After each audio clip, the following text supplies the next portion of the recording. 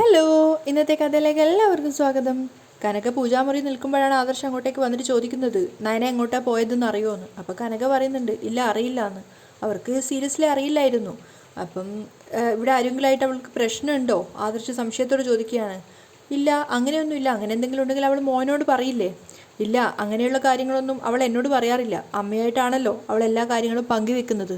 അപ്പം തന്നെ കനക ഉപദേശിച്ചു കൊടുക്കുന്നുണ്ട്, ആ രീതിയൊക്കെ നീ മാറ്റണം. എല്ലാ കാര്യങ്ങളും ഒരു ഭാര്യ അവളുടെ ഭർത്താവിനോടാണ് പങ്കുവെക്കേണ്ടത്. ആ നിലവാരത്തിലേക്കൊന്നും അമ്മയുടെ മോൾ ഇതുവരെ ഉയർന്നിട്ടില്ല. ആദർശ് പറയാണ്. അപ്പോൾ കനക പറയുന്നുണ്ട്, എങ്കിൽ മോനായിട്ട് അത് ഉയർത്തണം. അല്ല, മോനായിട്ട് അതിലേക്ക് കൊണ്ടുവരണമെന്നാണ് അമ്മ ഉദ്ദേശിച്ചത്. അപ്പോൾ ആദർശ് വലിയ താല്പര്യമില്ലാത്ത മട്ട് പറയാണ്, അവൾ എങ്ങോട്ടേക്ക് പോയാലും എനിക്ക് വലിയ കുഴപ്പമില്ല. പിന്നെ മുത്തശ്ശനും മുത്തശ്ശിയും ചോദിക്കുമ്പോൾ അതിനെനിക്ക് മറുപടി കൊടുക്കണ്ടേ? എന്തുകൊണ്ടാണ് അവൾ പോയെന്നൊക്കെ? അപ്പോൾ കനക ചോദിക്കുകയാണ്, മോൻ ജീവിക്കുന്നത് മുത്തശ്ശിക്കും മുത്തശ്ശനും വേണ്ടിയിട്ടാണോ? അപ്പോൾ ആദർശ് വിഷമത്തോടെ പറയാണ്, മുത്തശ്ശൻ്റെ ആരോഗ്യം ഇപ്പോൾ നശിച്ചുകൊണ്ടിരിക്കുക. അതുകൊണ്ട് ഞാനിപ്പോൾ എല്ലാ കാര്യത്തിലും ഫസ്റ്റ് പ്രിഫറൻസ് കൊടുക്കുന്നത് മുത്തശ്ശൻ്റെ കാര്യത്തിലാണ്. അപ്പോൾ കനക പറയാണ്, അതിലാരും മോനെ കുറ്റം പറയില്ല. പക്ഷേ അവർക്ക് ആ പരിഗണന കൊടുക്കുന്ന കൂട്ടത്തിൽ തന്നെ ഇത്തിരി പരിഗണന സ്വന്തം ഭാര്യയ്ക്കും കൊടുക്കണമെന്നേ അമ്മ പറഞ്ഞുള്ളൂ. അപ്പോൾ ആദർശ് പറയുന്നുണ്ട്, അമ്മയെ ഞാൻ അവളെ അങ്ങോട്ട് പോയി വിളിച്ചത്, അല്ലാതെ അവൾ സ്വമനസാലെ ഇങ്ങോട്ട് വന്നതല്ല. അപ്പോൾ കനകയും പറയാണ്, മോനെ അതിപ്പോൾ അങ്ങനെ തന്നെയല്ലേ വേണ്ടത്. ഭാര്യമാർ അവരുടെ വീട്ടിൽ പോകുമ്പോൾ അവരുടെ കൂടെ പോവുകയും 1-2 ദിവസം അവിടെ താമസിക്കുകയും അതിനുശേഷം അവരെ കൂട്ടിക്കൊണ്ട് വരികയൊക്കെ ചെയ്യുന്നത് അത്ര വലിയ തെറ്റാണോ? അപ്പോൾ ആദർശ് പറയുന്നുണ്ട്, ഞാൻ ഒരുപാട് തോറ്റു കൊടുക്കുന്നുണ്ട്, ഭൂമിയോളം താഴുന്നുമുണ്ട്.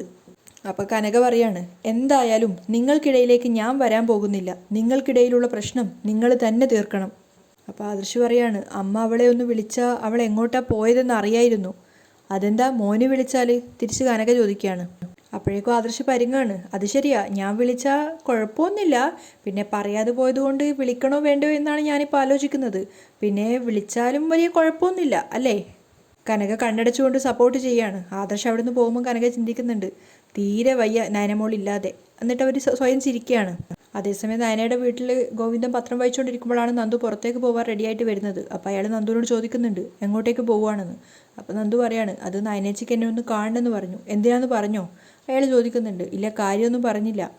എങ്കിൽ മോൾ പോകുന്നത് നയനയുടെ അടുത്തേക്ക് തന്നെയല്ലേ, മറ്റു കാര്യത്തിലൊന്നും അല്ലല്ലോ ചോദിക്കുമ്പോൾ അച്ഛനെ സംശയമാണോ? എങ്കിൽ നയനയുടെ വിളിച്ച് ചോദിച്ചോ എന്നൊക്കെ പറയാണ്.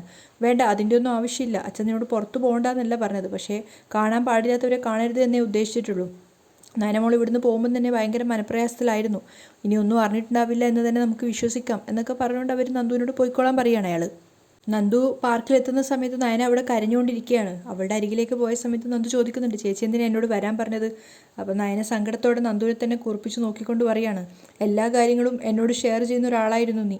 എന്നാൽ പറയേണ്ട ഒരു പ്രധാനപ്പെട്ട കാര്യം നീ എന്നോട് പറഞ്ഞില്ല.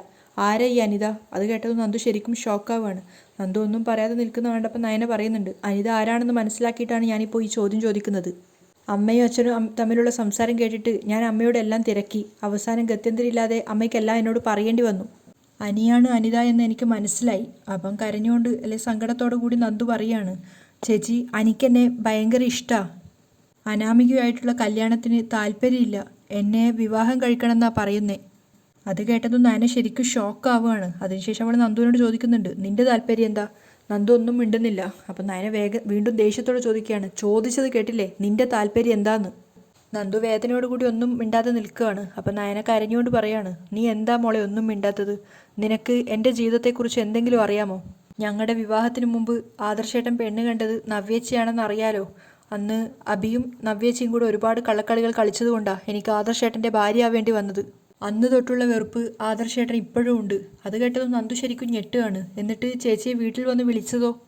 പെട്ടെന്ന് നയന ചിന്തിക്കുന്നുണ്ട്, ഇവളുടെ മനസ്സ് മാറ്റാൻ ആദർശേട്ടൻ എന്നോട് സ്നേഹമുണ്ടെന്ന് പറയാത്തതാ നല്ലത്.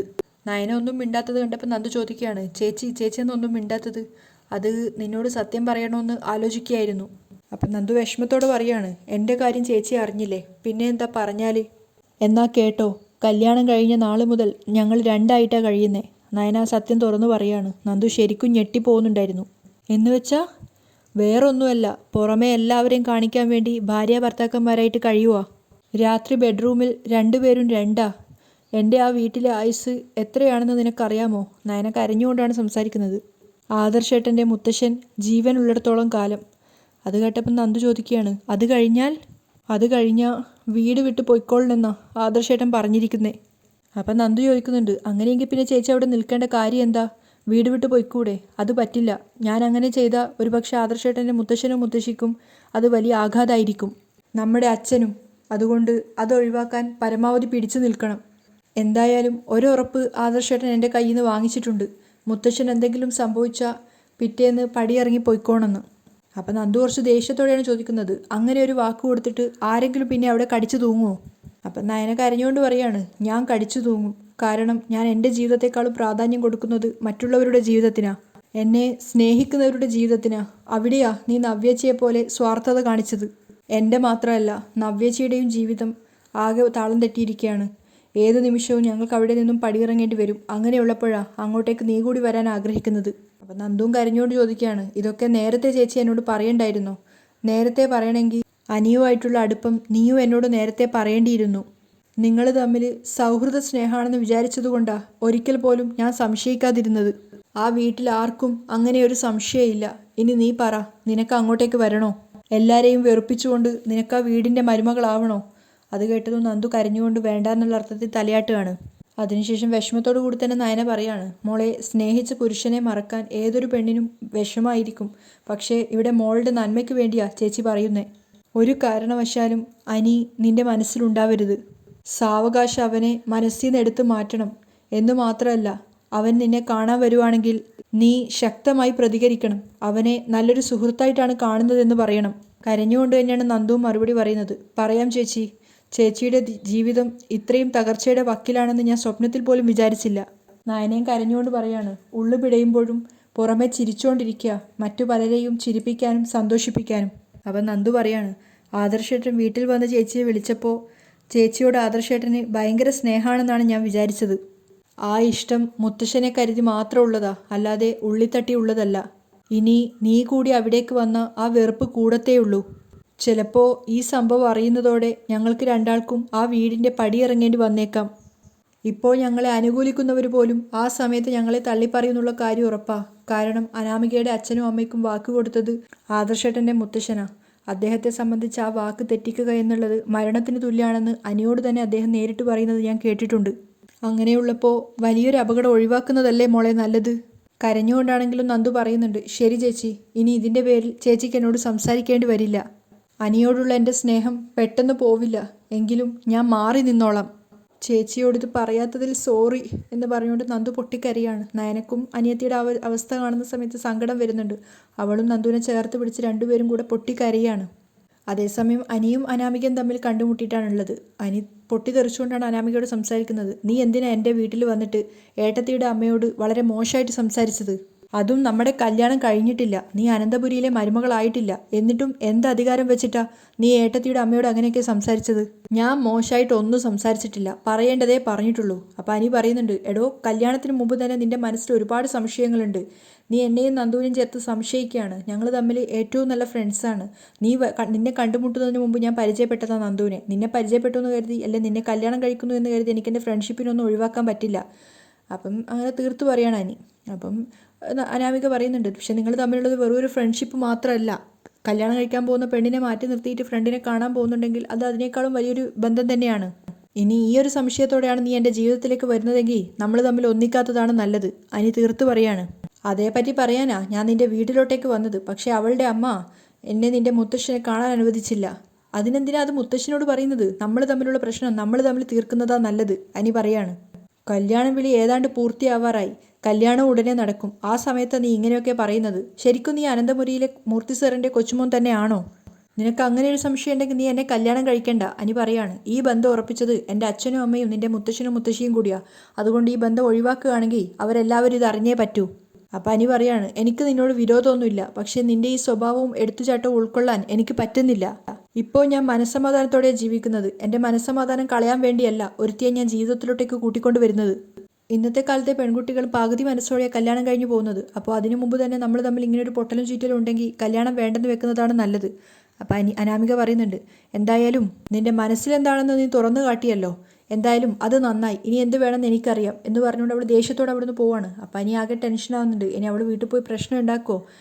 പോവുകയാണെങ്കിൽ പോട്ടെ, അങ്ങനെയെങ്കിലും കല്യാണം മുടങ്ങെങ്കിൽ മുടങ്ങട്ടെ എന്നൊക്കെയുള്ളൊരു ആറ്റിറ്റ്യൂഡിലാണ് അനി ഉണ്ടായിരുന്നത്. അനാമിക കാറിൽ കയറാൻ പോകുമ്പോഴാണ് നയനെ വിളിക്കുന്നത്. എവിടെയാണ് ഉള്ളത്, എനിക്കൊന്ന് കാണാൻ പറ്റുമോ എന്നൊക്കെ ചോദിക്കുന്നുണ്ട്. അനാമിക വലിയ താല്പര്യമില്ലാത്ത മട്ടിലാണ് കോൾ എടുക്കുന്നത്. അതിനുശേഷം എവിടെയാണെന്നൊക്കെ ചോദിച്ചിട്ട് വരാമെന്നൊക്കെ പറഞ്ഞിട്ടാണ് കോൾ കട്ട് ചെയ്യുന്നത്. അതേസമയം ആദർശ് ഗോവിന്ദനെ വിളിച്ചിട്ട് നയന അവിടെ എത്തിയോന്ന് ചോദിക്കുന്നുണ്ടായിരുന്നു. അപ്പം ഗോവിന്ദൻ പറയുന്നുണ്ട്, ഇല്ല ഇവിടെ വന്നിട്ടില്ല എന്ന്. എങ്ങോട്ടാണ് പോകുന്നത് പറയാതെ പോയെന്ന് പറഞ്ഞപ്പം അങ്ങനെ മോള് പോവാറില്ലല്ലോ സാധാരണ എന്നൊക്കെ പറയുന്നുണ്ട്. എങ്കിൽ അത്യാവശ്യമായിട്ട് ഏതെങ്കിലും കൂട്ടുകാരികളെ കാണാൻ പോയതായിരിക്കും എന്നൊക്കെ പറഞ്ഞിട്ടാണ് ആദർശ് കോള് കട്ട് ചെയ്യുന്നത്. അതേസമയം അനാമിക നയനയുടെ അടുത്ത് എത്തിയിട്ടുണ്ടായിരുന്നു. അനാമികയെ കണ്ടപ്പോൾ തന്നെ നയന പുഞ്ചിരിച്ചുകൊണ്ട് പറയാണ്, അനാമിക അന്ന് വീട്ടിൽ വന്നപ്പോൾ അമ്മയല്ലേ കണ്ടത്, എന്നെ കണ്ടിരുന്നെങ്കിൽ എല്ലാ സംശയവും മാറിക്കിട്ടിയേനെ. സത്യമായിട്ട് പറയുക, അനാമിക കരുതും പോലൊരു ബന്ധം നന്ദുവും അനിയും തമ്മിലില്ല. നിങ്ങൾ നിങ്ങളുടെ അനിയത്തിയെ ന്യായീകരിക്കാനാണോ എന്നെ ഇങ്ങോട്ടേക്ക് വിളിച്ചു വരുത്തിയത്? അർഹതയില്ലാതെയാ നിങ്ങളും നിങ്ങളുടെ ചേച്ചിയും അവിടെ കയറി പറ്റിയത്. ആ കഥകളൊക്കെ എനിക്ക് നന്നായിട്ടറിയാം. ഇപ്പോൾ മറ്റൊരു വീട്ടിൽ നിന്നും ഒരു പെൺകുട്ടി അങ്ങോട്ടേക്ക് വരുന്നത് നിങ്ങൾക്ക് ഇഷ്ടമല്ല. അതുകൊണ്ട് സ്വന്തം അനിയത്തിയെ കൊണ്ടുവരാനാ നിങ്ങൾ പ്ലാൻ ചെയ്യുന്നേ. അപ്പം നയന സങ്കടത്തോടെ പറയാണ്, അനാമിക ഇങ്ങനെയൊക്കെ ചിന്തിച്ചാൽ ഇതിനൊന്നും മറുപടി തരാൻ എൻ്റെ കയ്യിലൊന്നുമില്ല. അനിയുടെ മാനസികാവസ്ഥ എന്താണെന്ന് എനിക്കറിയില്ല. പക്ഷേ എൻ്റെ അനിയത്തി എന്താണ് ചിന്തിക്കുന്നതെന്ന് എനിക്ക് നന്നായിട്ടറിയാം. അവൾ അനിയെ നല്ലൊരു ഫ്രണ്ടായിട്ടേ കണ്ടിട്ടുള്ളൂ. അപ്പം അനാമിക ചോദിക്കുന്നുണ്ട്, അങ്ങനെയാണെങ്കിൽ എന്നെ ഒഴിവാക്കിയിട്ട് എന്തിനാ അനി അവളുടെ അരികിലേക്ക് പോകുന്നത്? അതിൻ്റെ കാരണം ഞാൻ പറയാം. അനി വളരെ ചെറുപ്പാ. അവൻ കവിതകളും കഥകളും ഒക്കെ എഴുതി നടക്കുന്ന ഒരാളാ. മൂർത്തീസ് ജ്വല്ലറിയുടെ 3 ബ്രാഞ്ചുകൾ അവനെ ഏൽപ്പിക്കണമെന്ന് പറഞ്ഞിട്ട് കൂടി അത് ഏറ്റെടുക്കാനുള്ള പക്വത അവന് വന്നിട്ടില്ല. അത് അവൻ തന്നെ പറഞ്ഞിട്ടുമുണ്ട്. അതിൻ്റെ കൂടെ ഉടൻ തന്നെ ഒരു കല്യാണം കഴിക്കാൻ അവന് മനസ്സില്ല. ഈ കല്യാണം കുറച്ചുകൂടി നീട്ടിവെച്ചിരുന്നെങ്കിൽ അവൻ ചിലപ്പോൾ സന്തോഷത്തോടെ കാര്യങ്ങൾ നീക്കിയേനെ. എന്നാ എടുപിടിയെന്ന് കല്യാണം ഫിക്സ് ചെയ്തതാ അവൻ്റെ പ്രശ്നം. അതവൻ എന്നോട് സംസാരിച്ചിട്ടുണ്ട്. ഇനിയെങ്കിലും കല്യാണം നീട്ടിവെക്കാൻ പറ്റുമെന്ന് അവൻ എന്നോട് ചോദിച്ചിട്ടുമുണ്ട്. അപ്പോൾ അനാമിക പരിഹസിക്കുകയാണ്, അതങ്ങനെ ചോദിച്ചെന്തിനാണെന്ന് വെച്ചാൽ ആ സമയം കൊണ്ട് അവനും നന്ദൂരും കൂടെ ഒരുമിക്കാൻ വേണ്ടിയായിരിക്കും. മോളെ, ഇങ്ങനെയൊന്നും ചിന്തിക്കല്ലേ. നന്ദുവിൻ്റെ അരികിലേക്ക് അവൻ പോകുന്നത് അവൻ്റെ വിഷമങ്ങൾ പറയാൻ വേണ്ടിയിട്ടാ. അവളോട് അവൻ പറഞ്ഞതും അവന് പെട്ടെന്ന് കല്യാണം വേണ്ട എന്നാ. അങ്ങനെ അവൻ പറയാനുള്ള കാരണം എന്താ? അങ്ങനെ അവന് പെട്ടെന്ന് കല്യാണം വേണ്ട എന്നെങ്കിൽ അവൻ എന്നോടത് പറഞ്ഞൂടെ? ഉറപ്പായിട്ടും മോളോട് അവൻ പറഞ്ഞു കാണുമെന്ന് എൻ്റെ വിശ്വാസം. ഒരുപക്ഷേ മോൾ അതിനെ എതിർത്ത് കാണും. അപ്പം അനാമിക ദേഷ്യത്തോടെ പറയുന്നുണ്ട്, അവൻ്റെ മുത്തശ്ശനും മുത്തശ്ശിയും എൻ്റെ വീട്ടിൽ വന്ന് അച്ഛനും അമ്മയ്ക്കും വാക്ക് കൊടുത്തതാ ഉടനെ കല്യാണം നടത്താമെന്ന്. പിന്നെ എന്തിനാ മാറ്റി പറയുന്നേ? അപ്പം നയന പറഞ്ഞു കൊടുക്കുകയാണ്, ഞാനും എൻ്റെ ചേച്ചിയൊക്കെ കല്യാണം കഴിഞ്ഞ് അവിടെ വന്നതിന് ശേഷം ആ തറവാട്ടിൽ ഒരുപാട് പ്രശ്നങ്ങൾ ഉണ്ടായിട്ടുണ്ട്. അതൊക്കെ കണ്ടും കേട്ടും മടുത്തത് കൊണ്ടാ അവൻ ഉടനെ കല്യാണം വേണ്ട എന്ന് പറഞ്ഞത്. നിങ്ങളെപ്പോലെയല്ല ഞാൻ. വ്യക്തമായ ധാരണയോടുകൂടിയ ഞാൻ അങ്ങോട്ടേക്ക് വരുന്നത് 2 കുടുംബക്കാർ തമ്മിൽ ആലോചിച്ചിട്ട്. അല്ലാതെ വളഞ്ഞ വഴിയിലൂടെയല്ല ഞാൻ അനന്തപുരി തറവാടിൻ്റെ മരുമകളാവാൻ പോകുന്നത്. അതൊക്കെ കേട്ടപ്പോൾ ഒത്തിരി വിഷമാവുകയാണെങ്കിലും നയന വീണ്ടും സ്നേഹത്തോടെ തന്നെയാണ് പറയുന്നത്, അതൊക്കെ എനിക്കറിയാം. എന്നെയും എൻ്റെ ചേച്ചിയെയും ഇതുവരെ അനന്തപുരിയിൽ ആരും അവിടുത്തെ മരുമക്കളായി കണ്ടിട്ടില്ല. ഇനി വരാൻ പോകുന്ന അനാമികയാണ് ശരിക്കും അനന്തപുരി തറവാടിൻ്റെ മരുമകളെന്ന് എൻ്റെ അമ്മായിയമ്മ പലപ്പോഴും എന്നോട് പറഞ്ഞിട്ടുണ്ട്. അത് കേട്ടപ്പോൾ തന്നെ അനാമിക പറയുന്നുണ്ട്, കണ്ടോ അതൊക്കെ അറിയാവുന്നത് കൊണ്ടാ എന്നെ അവിടേക്ക് കൂട്ടിക്കൊണ്ടുവരാൻ നിങ്ങൾക്ക് ഇത്ര പ്രയാസം. അതിനുവേണ്ടി ചിലപ്പോൾ നിങ്ങൾ അനിയെ പറഞ്ഞ് തിരുത്തുന്നുണ്ടാവും. അത് കേട്ടപ്പോൾ നയനക്ക് ഒത്തിരി സങ്കടമാവുന്നുണ്ടായിരുന്നു. അവിടെയാണ് ഇന്നത്തെ എപ്പിസോഡ് വൈൻഡപ്പ് ചെയ്യുന്നത്.